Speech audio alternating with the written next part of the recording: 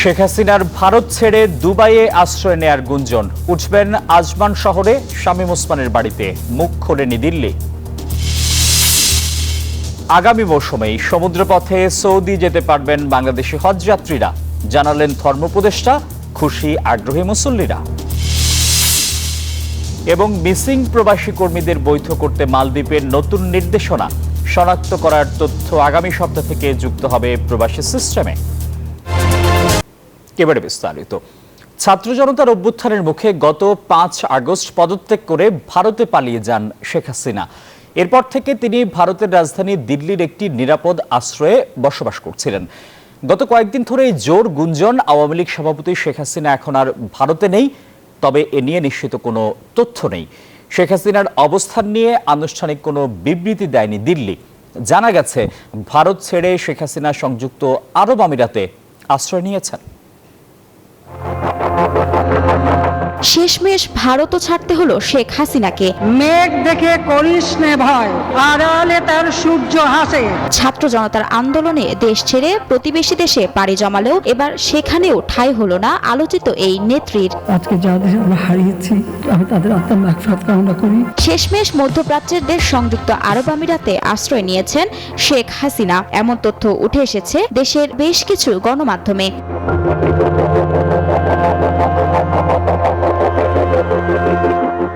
নজিরবিহীন গণ আন্দোলনের মুখে পড়ে দীর্ঘ 15 বছরের শাসনামল ফেলে মাত্র 45 মিনিটের নোটিশে দেশ ছাড়তে বাধ্য হন সাবেক প্রধানমন্ত্রী শেখ হাসিনা। এরপর থেকে ভারতের আশ্রয়ে সেখানে 2 মাস অবস্থান করেন তিনি। বাংলাদেশের কূটনৈতিক মহলে যখন শেখ হাসিনাকে দেশে এনে বিচারের কাঠগড়ায় দাঁড় করানোর আলোচনা চলছে, ঠিক তখনই ভারত ছেড়েও চলে গেলেন তিনি। শেখ হাসিনা পালিয়ে গেছে, শেখ হাসিনা নাই, শেখ হাসিনা চলে গেছে, শেখ হাসিনা পালায় না। ভারতে অবস্থান করলেও তার চূড়ান্ত গন্তব্য কোথায় হবে তা নিয়ে প্রশ্ন ছিল নানা মহলে। ভারতে প্রবেশের পর যুক্তরাজ্যের কাছে রাজনৈতিক আশ্রয় চেয়ে ব্যর্থ হন শেখ হাসিনা। এরপর থেকে তিনি সংযুক্ত আরব আমিরাত, সৌদি আরব অথবা ফিনল্যান্ডের মতো দেশে আশ্রয় নিতে পারেন বলে দাবি করে বিভিন্ন সূত্র। এদিকে আরব আমিরাতের আজমান শহরে থাকা আওয়ামী লীগের প্রভাবশালী নেতা শামীম ওসমানের একটি বাড়িতে আশ্রয় নেবেন শেখ হাসিনা, এমন তথ্য উঠে এসেছে দেশের বিভিন্ন গণমাধ্যমে।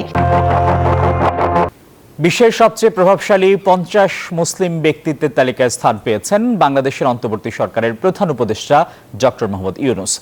জর্ডান ভিত্তিক প্রতিষ্ঠান the royal Islamic strategic studies centre RISSC এই তালিকা প্রকাশ করেছে। রাজনৈতিক নেতৃত্ব থেকে শুরু করে শিল্প সংস্কৃতি পর্যন্ত বিভিন্ন ক্ষেত্রে বিশেষ অবদান রাখছেন এবং নিজ দেশেও দেশের বাইরে মুসলমান সম্প্রদায়কে উল্লেখযোগ্যভাবে প্রভাবিত করে যাচ্ছেন এমন ব্যক্তিরা the Muslim 500 the world's most influential Muslims শিরোনামের এ তালিকায় স্থান পান। 2009 সাল থেকে প্রতি বছর এই তালিকা প্রকাশ করে আসছে প্রতিষ্ঠানটি। সমুদ্রপথে বাংলাদেশ থেকে হজ যাত্রী পাঠানোর ব্যাপারে সৌদি আরব সরকারের কোনো আপত্তি নেই, এমন তথ্য জানিয়েছেন ধর্ম উপদেষ্টা আফম খালিদ হোসেন। বলেন, আগামী হজ মৌসুম থেকেই পরীক্ষামূলকভাবে সমুদ্রপথে হজ যাত্রী পাঠানোর পরিকল্পনা রয়েছে সরকারের। এতে খুশি বাংলাদেশি হজ প্রত্যাশীরা। সৌদি আরবের জেদ্দা থেকে মোহাম্মদ ফিরোজের পাঠানো তথ্য ছবিতে ডেস্ক রিপোর্ট।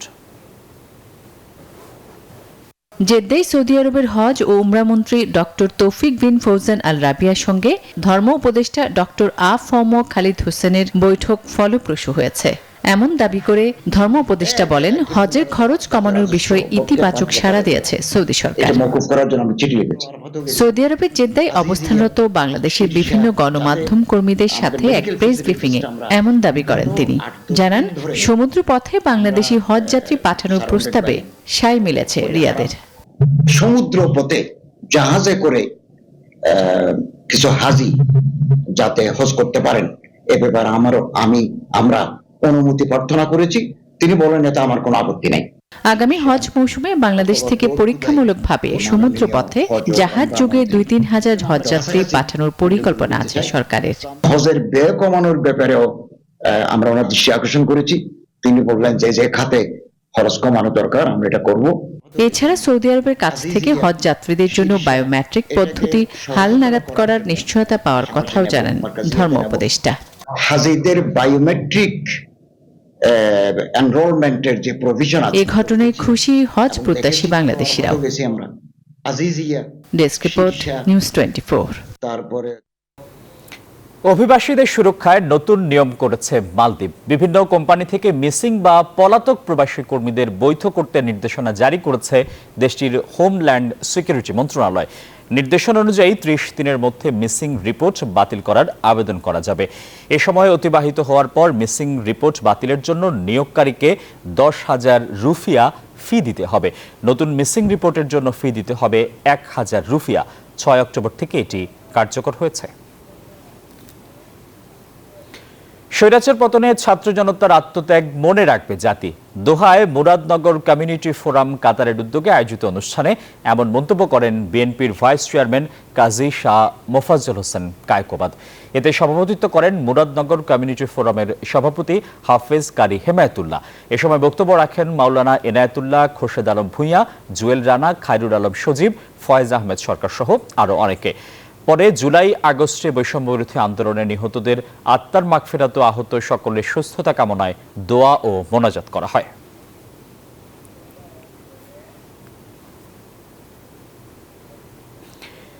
প্রবাসীর বুকে নিজে ভালো থাকবো, অন্যকে ভালো রাখবো, এই স্লোগান সামনে রেখে সৌদি আরবে ব্যাচ 95-97 রিয়াদ বন্ধুদের মিলন মেলা অনুষ্ঠিত হয়েছে।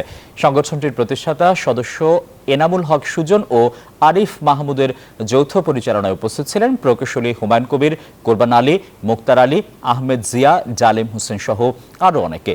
এই মিলন মেলায় আগামীতে বন্যা সহ বিভিন্ন রাষ্ট্রীয় দুর্যোগে দেশের পাশে থাকার অঙ্গীকার অব্যাহত রাখার কথা জানান প্রবাসীরা।